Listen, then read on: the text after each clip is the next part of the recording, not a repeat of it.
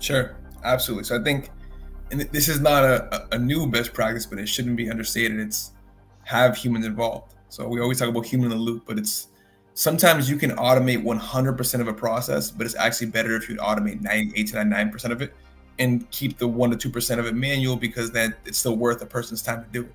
So again, the point of all of this is that we have artificial intelligence, generative AI, a very strong tool designed to help and support people. So I thought of a couple examples as you guys are talking, but like one example is this. For example, like insurance brokers, they need to deal with policy renewals all the time.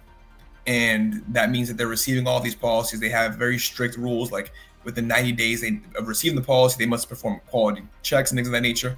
And the goal of it is to prevent a lapse of coverage or a loss of coverage, which can just hurt the revenue, right? If they're not actually renewing their clients. So what we've done for that is basically leverage AI to basically, of course, read the documents and extract the data. And then at the end, though, usually we need to have process automation putting that data that was extracted into the system of record. And it can be a legacy system.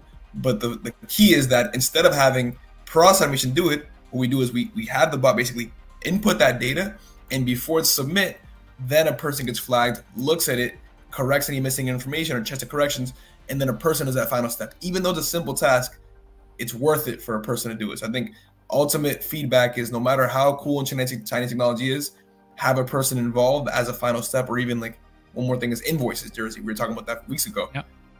You still need a person to review an invoice, even though you may have all of the manual pieces of that automated, like getting the invoice number from the document and getting the GL code and inputting that. That's fine.